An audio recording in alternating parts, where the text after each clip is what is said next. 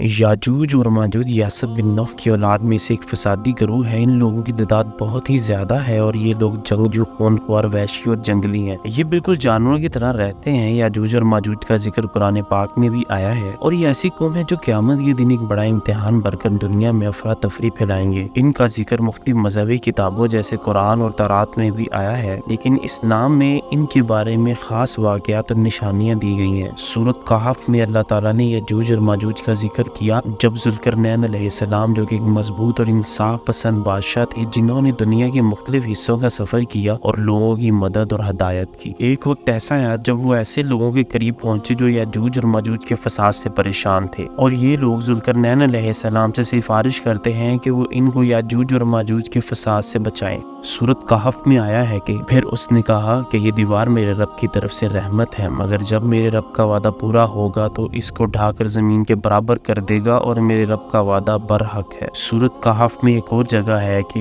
یہاں تک کہ جب وہ دو پہاڑوں کے درمیان پہنچا تو ان دونوں کے درمیان ایک قوم کو پایا جو مشکل سے یہ بات سمجھ سکتے تھے۔ انہوں نے کہا کہ اے ذوالقرنین، یاجوج اور ماجوج زمین میں فساد کرتے ہیں، کہا ہم تمہیں کچھ مال دیں کہ تم ہمارے اور ان کے درمیان ایک دیوار بنا دو۔ سورۃ الانبیاء میں آیا ہے کہ یہاں تک جب یاجوج اور ماجوج کھول دیے جائیں گے اور وہ ہر طرف اونچی جگہوں سے دوڑتے ہوئے نکلیں گے اور قیامت کا وعدہ قریب آ جائے گا تو اچانک ان لوگوں کی آنکھیں پھٹی کی پھٹی رہ جائیں گی جو کفر کرتے تھے۔ وہ کہیں گے ہائے ہماری شامت، ہم غافل تھے اس بات سے، بالکل ہم ہی ظالم تھے۔ حدیث مبارک میں بھی یاجوج اور ماجوج کا تفصیل سے ذکر ہے۔ حضرت محمد صلی اللہ علیہ وآلہ وسلم نے ان کے بارے میں فرمایا کہ یہ قیامت کے قریب اپنی قید سے آزاد ہو جائیں گے اور دنیا میں فساد اور تباہی مچا دیں گے۔ ایک حدیث کے مطابق ان کی تعداد اتنی زیادہ ہوگی کہ وہ ہر چیز کو تباہ کر دیں گے۔ یاجوج اور ماجوج ہر دیوار کو توڑ کر گزر جائیں گے اور دنیا میں ایک بڑا فساد پیدا کریں گے۔ اللہ تعالیٰ ان کا قتل کسی انسان کے ہاتھ سے نہیں بلکہ خاص طریقے سے کریں گے۔ اسلام میں یاجوج اور ماجوج کو آخرت کی نشانیوں میں سے ایک نشانی سمجھا جاتا ہے۔ جب یہ قومیں باہر نکلیں گی تو وہ لوگ جو اللہ پر ایمان رکھتے ہیں ان کا بھی ایک بڑا امتحان ہوگا۔ وہ لوگ جو اللہ تعالیٰ کی رحمت اور پناہ میں ہوں گے وہ بچا لیے جائیں گے، لیکن ان کا فساد دنیا میں اضافی تباہی کا سبب بنے گا۔ حدیث میں آتا ہے کہ حضرت عیسیٰ علیہ السلام کے آنے کے بعد یاجوج اور ماجوج کے فساد کا خاتمہ ہوگا۔ اللہ انہیں ایک خاص حالت میں موت دے گا اور ان کے جسم زمین پر رہ جائیں گے جس سے بدبو اور گندگی پھیل جائے گی۔ پھر اللہ ایک ایسی بارش بھیجے گا جو زمین کو صاف کر دے گی اور انسانیت کو نئی زندگی ملے گی۔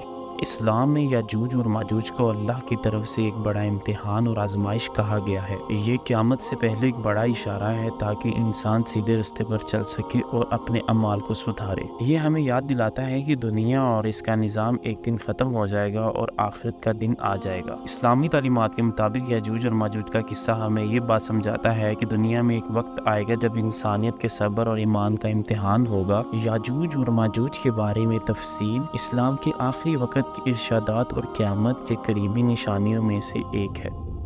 اسی طرح کی انفارمیٹیو ویڈیوز دیکھنے کے لیے ہمارے چینل کو لائک کریں، سبسکرائب کریں اور بیل آئیکن کا بٹن پریس کریں۔